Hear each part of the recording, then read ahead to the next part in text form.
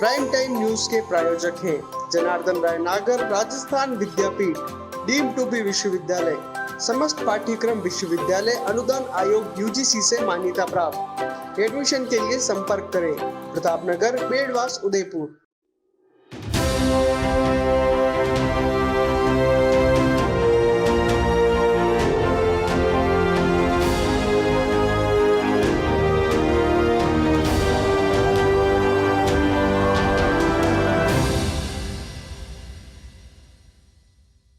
नमस्कार, मैं हूं पूजा और आप देख रहे हैं अलर्ट भारत न्यूज।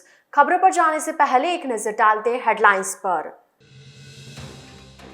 एबीवीपी के कुलदीप की एनएसयूआई के देव सोनी से टक्कर, प्रवीण ठोक सकते हैं बागी होकर ताल। सरकारी साधनों का निजी इस्तेमाल कर रहे निर्माण समिति अध्यक्ष, अपनी निजी वाटिका में निगम के वाहन से पहुंचा रहे उद्यान शाखा के गमले।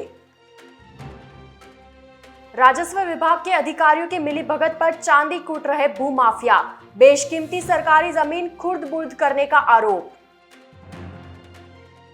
आज कहां है पूर्व छात्र संघ अध्यक्ष, उन्हीं की जुबानी जानिए तब और आज के चुनाव में अंतर। तो ये थी हेडलाइंस और अब खबरें विस्तार से। आगामी 26 अगस्त को मोहनलाल सुखाड़िया विश्वविद्यालय के केंद्रीय छात्र संघ अध्यक्ष के एबीवीपी और एनएसयूआई ने अपने पत्ते खोल दिए हैं। एबीवीपी ने जहां कुलदीप सिंह सुवावत को अध्यक्ष पद के लिए प्रत्याशी बनाया है, वहीं एनएसयूआई ने देव सोनी को मैदान में उतारा है। आगामी 26 अगस्त को मोहनलाल सुखाड़िया विश्वविद्यालय के केंद्रीय छात्र संघ अध्यक्ष के लिए दोनों ही प्रमुख छात्र संगठनों ने अपने अपने दावेदारों की घोषणा कर दी है। एबीवीपी ने केंद्रीय अध्यक्ष पद के लिए कुलदीप सिंह को अपना कैंडिडेट घोषित किया है। इसके साथ ही विद्यार्थी परिषद ने केंद्रीय कार्यकारिणी के पूरे पैनल की घोषणा कर दी है। इसके अलावा विद्यार्थी परिषद ने उपाध्यक्ष के लिए विष्णु रेबारी, महासचिव के लिए कपिश जैन और संयुक्त सचिव के लिए महिमा वैष्णव के नाम की घोषणा की है। आपको बता दें, अध्यक्ष पद के लिए एबीवीपी से दो अन्य दावेदार रौनक राज सिंह और प्रवीण तेली दावेदार थे। रौनक राज को शैक्षणिक योग्यता मामले में कोर्ट से राहत नहीं मिलने के बाद कुलदीप सिंह की दावेदारी और मजबूत हो गई थी। वहीं रेस से बाहर हो चुके रौनक राज ने भी प्रवीण तेली के बजाय कुलदीप सिंह के समर्थन की सहमति दी है। ऐसे में कुलदीप सिंह को टिकट मिला है। वहीं एबीवीपी के अन्य दावेदार प्रवीण तेली टिकट कटने से नाराज नजर आ रहे हैं।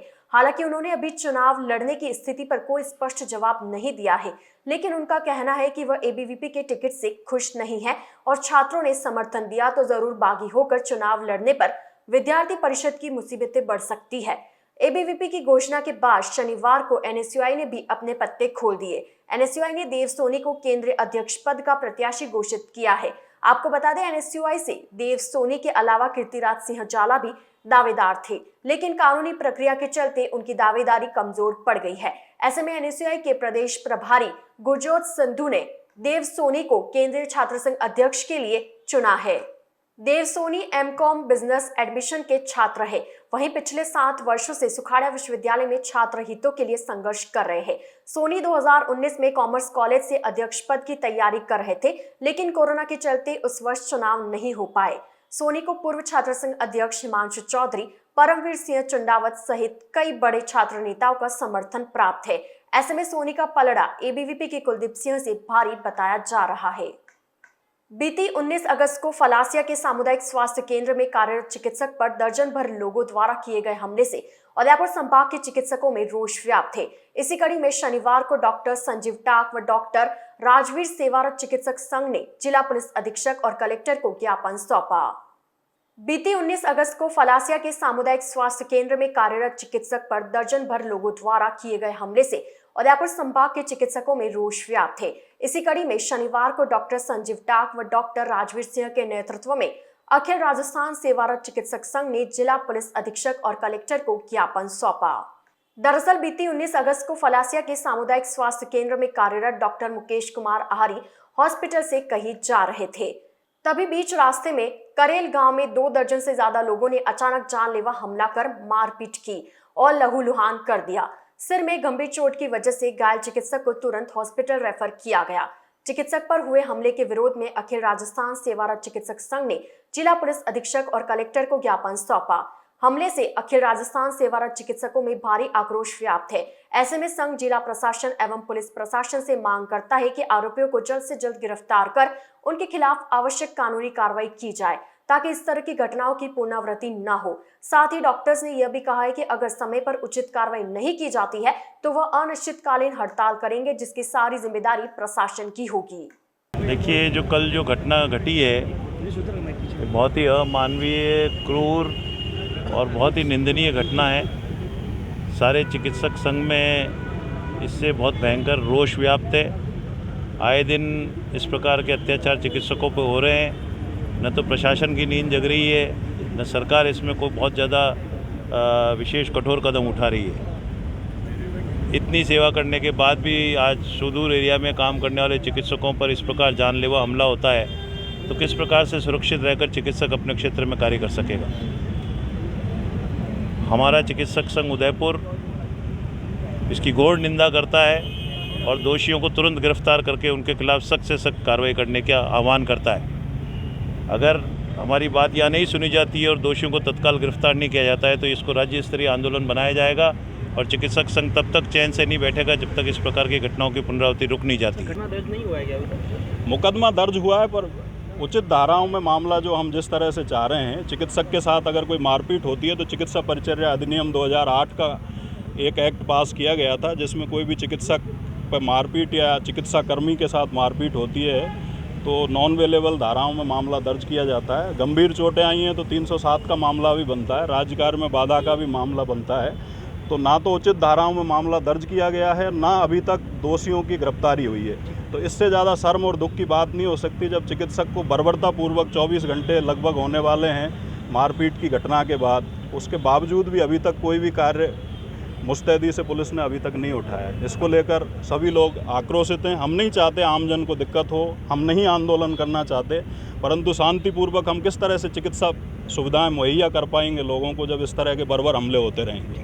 प्रदेश में आगामी 20 अगस्त को छात्र संघ चुनाव होने हैं। इसके लिए विभिन्न विश्वविद्यालयों एवं महाविद्यालयों में तैयारियां जोरों शोरों से चल रही है। इसी कड़ी में उदयपुर के मोहनलाल सुखाड़ा विश्वविद्यालय में भी छात्र संघ चुनाव की तैयारियां अंतिम चरण में चल रही है।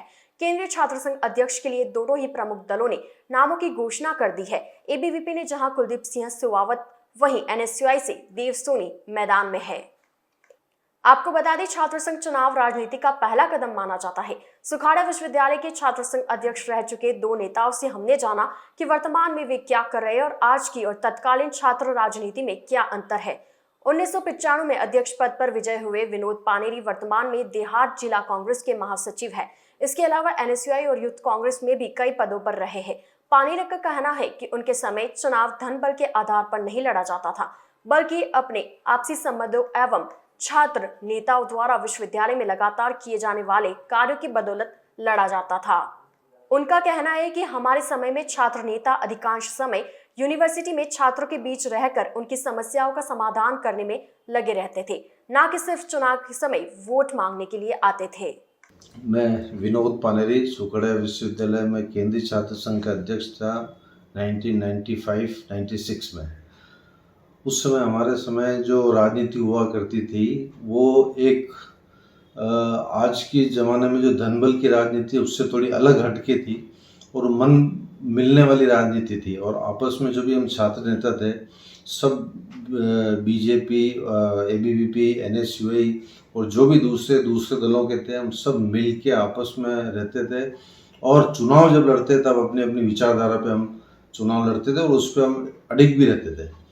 और उस ज़माने में पैसों का इतना बोलबाला नहीं था। जैसे मैं जब चुनाव लड़ा 95 में तो मुझे ये भी नहीं पता कि सब मेरे जो सीनियर दोस्त लोग थे, हमारा जो पूरा ग्रुप था, उन्होंने कहाँ से पैसे मैनेज किया, ये अभी तक मुझे बड़ा इन चीज़ पे गर्व भी है कि हमें ऐसा नहीं था कि खाली पैसा अरेंज करना फिर चुनाव लड़ना है। हम 2-2, 3-3 साल तक यूनिवर्सिटी में, विश्वविद्यालय में सुबह से लेकर शाम तक विश्वविद्यालय के स्टूडेंट्स की कोई समस्या हो, उसके साथ साथ विश्वविद्यालय के बाहर भी शहर की भी कोई समस्या हो, उसमें भी हम लोग बड़ा एक्टिव रहा करते थे। तो वो जो राजनीति का जो दौर था उसमें भी ये बहुत बड़ा एक अंतर देखने को मिल रहा है। और उस समय की आज हम एक चीज़ गर्व से कह सकते हैं, हमारे उस समय के जो विश्वविद्यालय के छात्र नेता थे डॉक्टर सीपी जोशी, और इस विश्वविद्यालय ने प्रोफेसर जो थी डॉक्टर गिरिजा व्यास, ऐसे राष्ट्रीय लेवल के नेता भी दिए हुए हैं, राज्य स्तरीय नेता भी दिए हुए हैं, जिन्होंने विश्वविद्यालय के साथ साथ इस शहर में एक विकास के आयाम स्थापित किए हैं, जो आज तक लोगों को उस चीज़ का लाभ मिल रहा है। तो ये जो इस तरह के जो छात्र जीवन से हम लोग निकले हुए, जिन्हें छात्र राजनीति के अलावा दूसरी जितनी भी समस्या थी शहर का, उन सब में भी हमारा इन्वॉल्वमेंट रहता था, वो आज के समय में थोड़ा कम देखने को मिल रहा है। 2014-15 में केंद्रीय छात्र संघ अध्यक्ष पर विजय हुए हिमांशु चौधरी वर्तमान में यूथ कांग्रेस के जिला अध्यक्ष है। हिमांशु ने 12 साल बाद यूनिवर्सिटी में NSUI का सूखा खत्म किया था। हिमांशु चौधरी का कहना है कि उनके अध्यक्ष कार्यकाल के दौरान यूनिवर्सिटी के प्रोफेसर और कर्मचारियों के बीच तालमेल होने की वजह से उन्हें कोई अड़चन नहीं आई और छात्रों की समस्याओं का समाधान करते रहे। चौधरी का कहना है कि वर्तमान में छात्र नेताओं में यूनिवर्सिटी के प्रोफेसर और कर्मचारियों के बीच सामंजस्य की कमी देखी जाती है।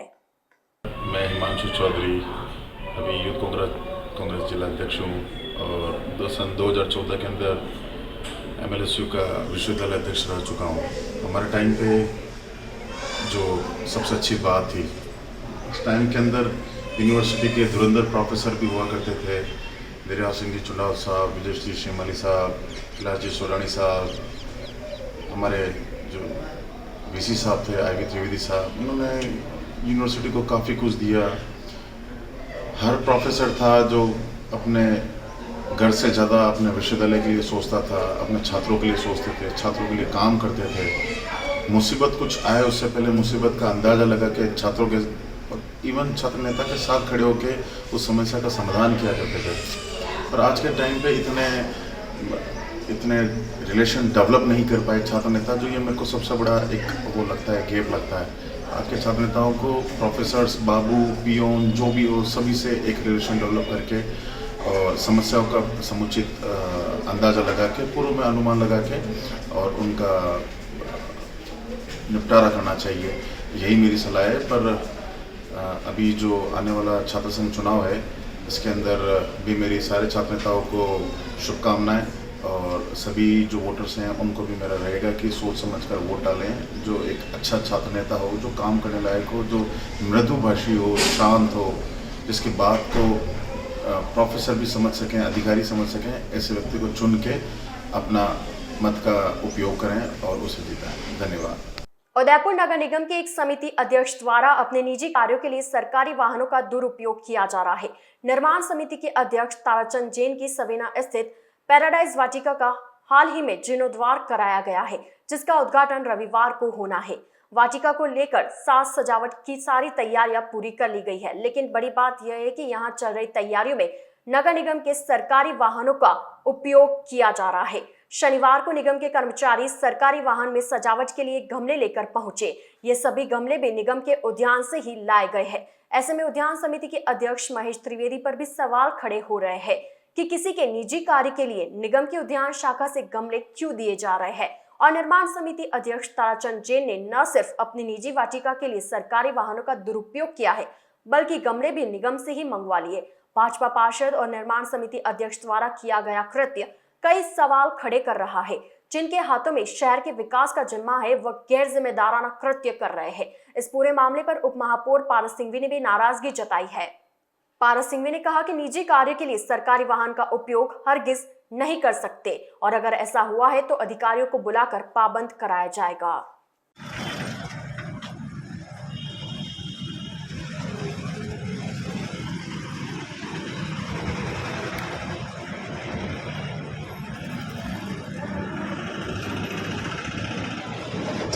कहाँ से लेके आए बहू जी ये?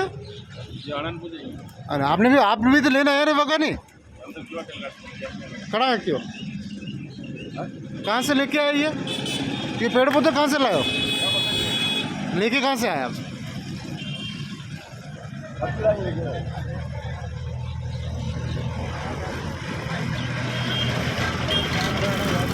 कहाँ से आए बहू जी आप? कहाँ से लेके आए ये? हाँ सेठ जी जानते, मेरे को पता नहीं। नगर निगम का टेम्पो कहाँ से मंगाया आपने? नगर निगम मेरे को क्या पता, सेठ जी जानते, मेरे को पता ही नहीं है। कौन से सेठ जी? ताराचंद जी। क्या है वो भी? पार्षद? हाँ। और नगर निर्माण समिति के अध्यक्ष हैं? सरकारी संपत्ति का ठीक मिसयूज हो रहा है।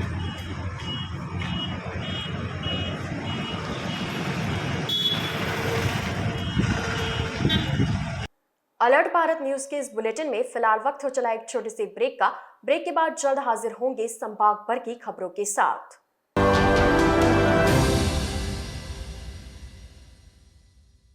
GITS, your pathway to bright future. Experience a new era in technical education. Building excellence for building a future in GITS, Geetanjali Institute of Technical Studies. Affiliated to RTU, Kota and approved by AICTE. We offer BTech in ECE, CSE, Civil, Electrical and Mechanical Engineering. MTech in CSE, Power System, Industrial Management and Engineering and Digital Communication. Professional courses like MBA with specializations in marketing, finance, HR, IT. GITS also offers MCA. GITS, an ISO 9001-2008 certified institute, is located at Airport Road, Dabok, Udaipur, Rajasthan. Call 9414-165-137. Email admission@gits.ac.in or log on to gits.ac.in.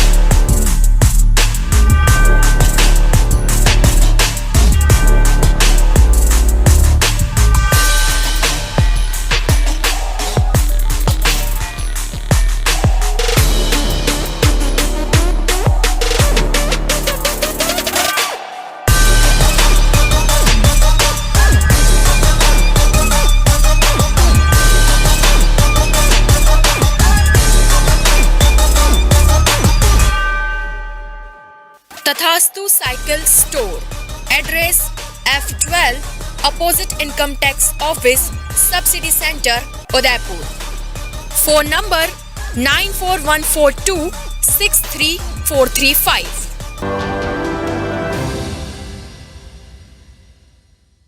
Break के बाद आपका स्वागत है। उदयपुर के MB hospital में शुक्रवार को सीकर निवासी एक व्यक्ति द्वारा आत्महत्या करने का प्रयास करने का मामला सामने आया।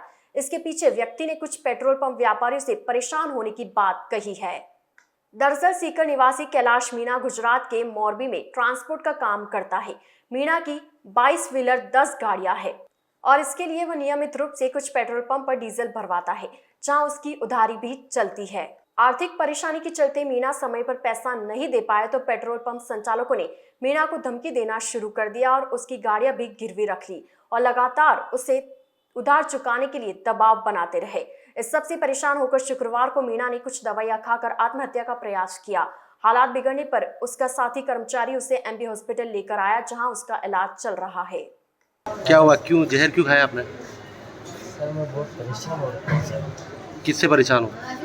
सर पेट्रोल पंप वाले से परेशान हूँ, 3 जनों से। इनको मैंने पैसा भी दे दिया है, फिर भी मेरे को धंधा नहीं करने दे रहे। साल भर से तो मैंने मोदी के अंदर में धंधा बंद कर दिया। क्या धमकी देते हैं आपको? सर ऑफिस में आके दादागिरी करते मारते पीटते, इसलिए मैं क्या मोदी तो साल भर से बंद करके आ गया। तो 6 महीने से मैंने मेरे ऑफिस के फोन भी बंद कर रखे। मैं मेरे बीवी बच्चों से भी नहीं मिल पा रहा हूँ सर। कौन कौन परेशान करता है आपको पैसों के लिए? महादेव पेट्रोलियम उगा भाई और उसका लड़का राज भाई। कहाँ के? मोदी। और एक है श्री शक्ति वंदना पेट्रोलियम, यीशु भाई झाला। और एक है जय सोमनाथ पेट्रोलियम, रायगढ़ श्यामलाल मोटर से आके रायगढ़ टोल से पहले।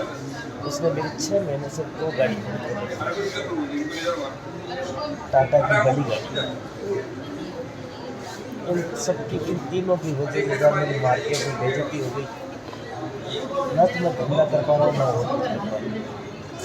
आधुनिक भारत के निर्माता देश के पूर्व पीएम राजीव गांधी की 78वीं जन्म जयंती के मौके पर शनिवार को रानी रोड स्थित राजीव गांधी की प्रतिमा पर कांग्रेस सेवा दल द्वारा पुष्पांजलि कार्यक्रम रखा गया, जहां सेवा दल के कार्यकर्ताओं ने राजीव गांधी की मूर्ति पर माल्यार्पण किया। उदयपुर शहर सेवा दल जिला अध्यक्ष कौशल आमेटा ने गांधी दर्शन जीवन पर प्रकाश डाला। इस दौरान सहव्रत पार्षद मदन बाबरवाल, लाल सिंह देवड़ा, मांगीलाल मेघवाल, नितिन दीक्षित आदि ने पुष्पांजलि अर्पित की। कार्यक्रम के पश्चात पार्षद मदन बाबरवाल के नेतृत्व में इंदिरा रसोई योजना में 100 लोगों को राजीव गांधी की जयंती के मौके पर निःशुल्क भोजन करवाया गया। पूरे देश में शुक्रवार को जन्माष्टमी की धूम रही। वहीं शनिवार को भी उदयपुर शहर के सूरजपोल स्थित स्थल मंदिर में जन्माष्टमी पर्व को लेकर विभिन्न आयोजन हुए। शनिवार को स्थल मंदिर में नंद महोत्सव मनाया गया। इस दौरान कलाकार भगवान श्री कृष्ण के भजनों पर नृत्य करते दिखे। भगवान को विशेष श्रृंगार धराया गया। साथ ही श्री कृष्ण के बाल स्वरूपों को झूले में विराजित कर झूला झुलाया गया। पूरे मंदिर परिसर को विभिन्न फूल पत्तों से आकर्षक रूप से सजाया गया। इससे पहले देर रात 12:30 बजे महाआरती का मनोरथ महंत राज बिहारी शरण ने किया, तो वहीं भक्तों ने दर्शन लाभ लिया और पूरा मंदिर परिसर भगवान कृष्ण के जयकारों से गूंज उठा। साथ ही मंदिर में भगवान कृष्ण की विभिन्न झांकियां भी सजाई गई। इस दौरान बड़ी संख्या में भक्त उपस्थित रहे। पूरे देश में शुक्रवार को जन्माष्टमी का पर्व धूमधाम से मनाया गया। इसी कड़ी में शनिवार को पानेरू के मादड़ी होली चौक में जन्माष्टमी का महोत्सव मनाया गया। इस दौरान पानेरी समाज की महिलाओं, बच्चों, बूढ़ों और जवानों ने मिलकर महोत्सव धूमधाम से मनाया और भगवान श्री कृष्ण की सवारी के साथ शोभा यात्रा निकाली। इसमें समाज के सैकड़ों लोगों ने बढ़ चढ़कर हिस्सा लिया। शनिवार को रात्रि कार्यक्रम में कई सांस्कृतिक और खेलों का आयोजन किया जाएगा।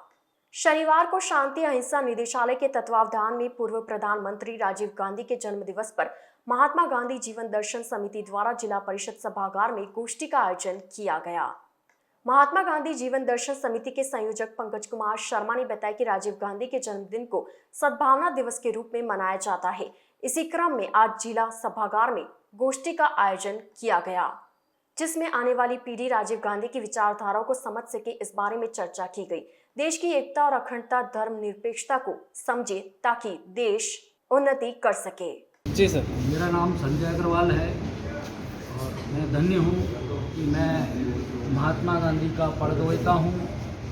मेरे अंदर उनका अंश है और ऐसे भाई लोग उदयपुर में, हमारे शहर में बापू की विचारधाराओं को इस तरह से प्रचार प्रसार करते हैं। हमारे मुख्यमंत्री जी करते हैं, ये सौभाग्य है हमारे लिए।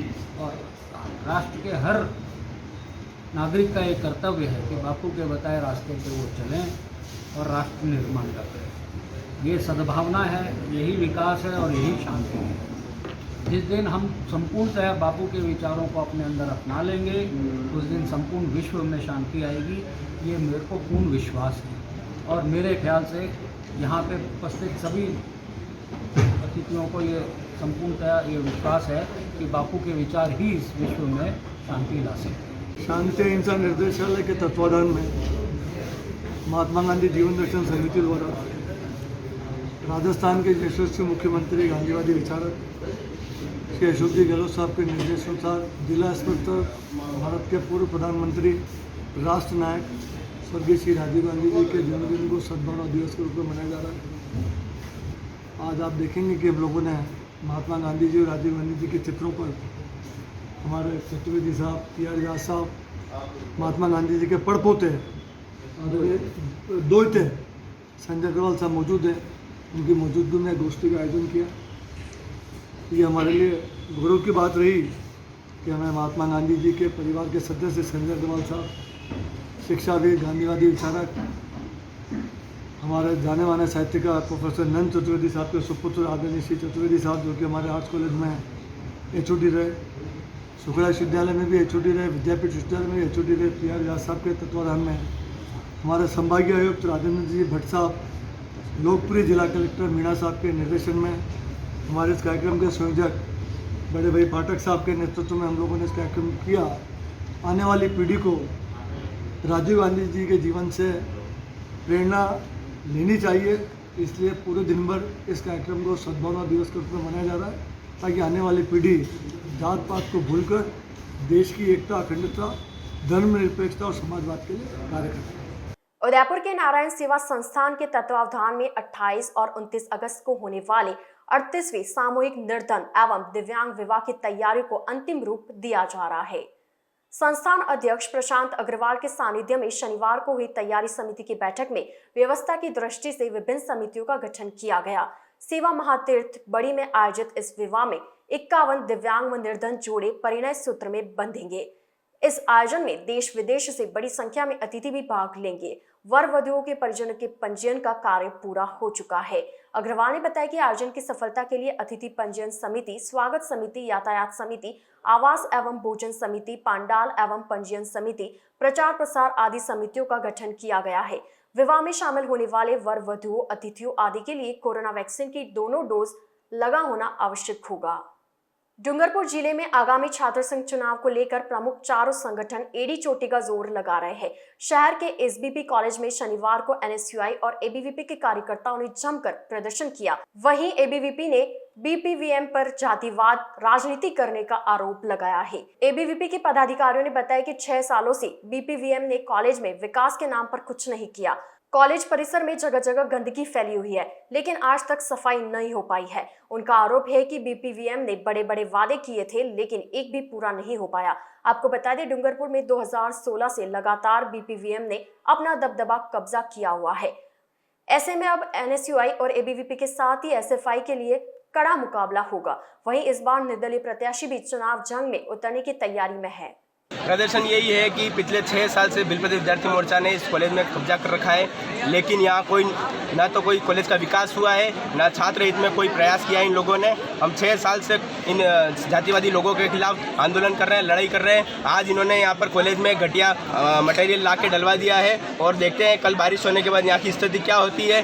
पिछले 6 साल तो इन्होंने कोई कॉलेज में काम नहीं किया। आप पीछे देख सकते हैं, कॉलेज में पीछे खंडर हो गया है। ना इन्होंने कोई आंदोलन किया, ना प्रदर्शन। खेल मैदान की स्थिति देख सकते हैं और पीछे यहाँ पर देख लो, बड़ी बड़ी बहनें यहाँ लाइनें लग रही है, बड़ी बड़ी लाइनें लगी है। बहनें जो कीचड़ में और बड़ी धूप में खड़ी हैं, परेशान हो रही है। हजारों की संख्या में आज छात्र आए हुए हैं, लेकिन आईसीयू के लिए परेशान हो रहे हैं। ना तो इनका कुछ लोगों का एडमिशन भी नहीं हुआ, जिनका एडमिशन हुआ उनको लाइनों में लगना पड़ रहा है। एक काउंटर चालू है, कम से कम 2 काउंटर चालू होंगे तो बहनों को लाइनों में लगना नहीं पड़ेगा।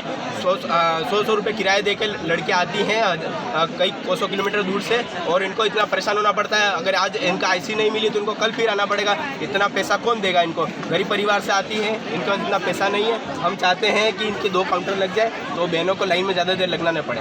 डूंगरपुर जिले की बिच्छीवाड़ा पंचायत समिति मुख्यालय से चंद किलोमीटर की दूरी पर राष्ट्रीय राजमार्ग संख्या 48 पर भूमाफिया सक्रिय है। भूमाफिया अपनी गिद्ध दृष्टि से बिलानाम जमीनों पर पैनी नजर बनाए हुए है। राजस्व विभाग के भ्रष्ट अधिकारियों को अपने साथ लेते हुए भूमाफिया करोड़ों की बेशकीमती जमीनों पर कानूनी दावपेच लगा कौड़ियों के दाम में जमीन अपने नाम करवाकर बेधड़क अवैध निर्माण करवा रहे हैं। इतना ही नहीं, जागरूक लोगों की तरफ से मामला जिम्मेदार विभाग के संज्ञान में लाने के बाद भी भूमाफियाओं के खिलाफ पूरे मन से कार्रवाई करने में दिलचस्पी लेते दिखाई नहीं दे रहे हैं। भूमाफिया और राजस्व विभाग के भ्रष्ट अधिकारियों की मिलीभगत से बना एक मामला क्षेत्र के जागरूक लोगों द्वारा उजागर किया जा रहा है। मामले में राष्ट्रीय राजमार्ग 48 से सटी हुई भाटिया बंजारा बस्ती के पास बेशकीमती 32 बीघा जमीन में भूमाफियाओं ने खसरा संख्या 173 दर्शा जमीन को हड़प कर अवैध कॉम्प्लेक्स का निर्माण शुरू कर दिया है। इस बात को जानकर लोगों को हैरानी हो रही है। जिस जगह पर भूमाफिया बिलानाम जमीन पर अवैध कॉम्प्लेक्स निर्माण करा रहे, उसकी उपखंड कार्यालय से मात्र 300 मीटर की दूरी है। कई बार जागरूक लोगों ने पूरे मामले का संज्ञान उच्च अधिकारियों तक ज्ञापन के रूप में पहुंचाया भी है, मगर उच्च अधिकारियों की तरफ से मिली छूट से भूमाफिया निर्माण कार्य रुकवाने के आदेश के बावजूद इन दिनों सरकारी अवकाश का फायदा उठाकर बेफिक्र होकर कॉम्प्लेक्स का निर्माण करवा रहे हैं और जागरूक लोग महज तमाशबिन बनकर रहने को मजबूर हो रहे हैं। सबसे पहले आपके चैनल को मैं धन्यवाद देना चाहता हूँ। हमारे बिच्छवाड़ा ग्राम पंचायत में एक चारागाह भूमि है, जो चारागाह भूमि कभी इनाम नहीं होती ना, तो उस पर क्या हुआ है कि ये हाईवे के पास में 48 भूमाफिया के द्वारा करीबन 5 बीघा जमीन है, उस पर क्या है कि कॉम्प्लेक्स जोन बना दिया है और आराफला में है जो वहाँ पे बिना नाम भूमि पे अतिक्रमण कर रखा है। तो इस बारे में हम क्या ग्रामवासी मिलकर और यहाँ पर ज्ञापन देना है। तो ये थे आज के मुख्य समाचार। अब दीजिए इजाजत पूजा को, और आप बने रहिए अलर्ट भारत न्यूज के साथ। नमस्कार।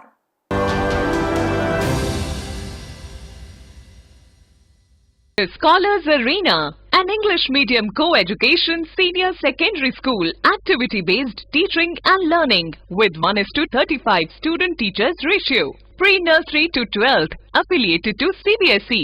Well-equipped physics, chemistry, biology and computer lab. Well-equipped and ventilated classrooms.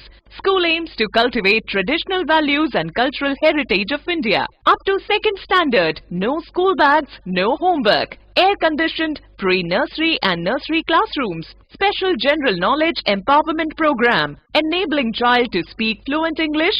Ensure the best English speaking environment. Complete monitoring with CCTV. Well-equipped indoor and outdoor game facility. Extra co-curricular activities. School also ensure full security while pick and drop your child. The Scholars Arena English Medium Senior Secondary School near IOC Petrol Pump, Savina Bypass, Sector 9, Hiran Magri, Udaipur. Our second branch, the Scholars Arena English Medium School, 29 New Swaminagar, 100 Feet Road, Tekri Madadi Link Road, Udaipur. Urban Family Dhaba, perfect destination for breakfast, lunch and dinner at affordable prices. Big pool for pool party, semi-deluxe and deluxe rooms available. Best place to celebrate birthday and kitty parties. Address near Swagat Dwar, NH8 Ahmedabad Road, Udaipur. Call us on 7340020235. Udaipur संभाग में hero two wheeler vehicles में अपनी खास पहचान रखने वाले royal Motors ने आपके सहयोग से 37 वर्ष पूर्ण कर लिए हैं। रॉयल मोटर्स कंपनी ग्राहकों के सहयोग और हमारे प्रति इस विश्वास को बनाए रखने के लिए आप सभी का धन्यवाद अर्पित करता है। हीरो कंपनी की सभी गाड़ियों का एकमात्र Hero point royal motors Panchvati Udaipur. यहाँ आपको मिलेंगे हीरो कंपनी के सभी मॉडल आकर्षक रंगों में खास ऑफर के साथ। देश के सभी लीडिंग बैंकों द्वारा फाइनेंस सुविधा के साथ एक्सचेंज सुविधा भी उपलब्ध है। हमारे यहाँ कुशल मैकेनिकों द्वारा सर्विसिंग व रिपेयरिंग की सुविधा भी उपलब्ध है। तो आज ही संपर्क करें royal motors company Panchvati Udaipur 7290072896 पर।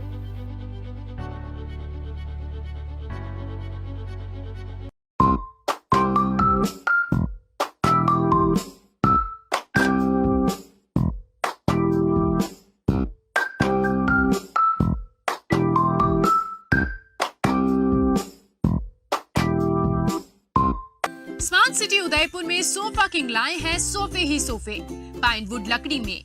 जी हाँ, साई सोफा आर्ट पर सोफे पर त्योहारों के सीजन में 10% डिस्काउंट के साथ पाएं 3 साल की वारंटी।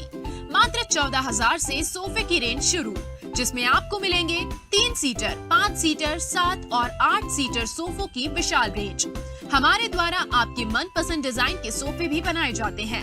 हमारे यहाँ सोफे के साथ डबल बेड, दीवान, अलमारी, dining table, dressing table, wardrobe, chair इत्यादि अनेक फर्नीचर प्लाईवुड, पार्टिकल बोर्ड और सागवान लकड़ी में उपलब्ध हैं। हमारे द्वारा लेबर कॉन्ट्रैक्ट पर घर पर आकर फर्नीचर और सोफे बनाने की सुविधा भी उपलब्ध है। एक बार सेवा का मौका अवश्य दें। 100 feet road, Meera Nagar, Bhuana, Udaipur. Mobile number 7976220738 7439121212। Helpline number है 9269708090।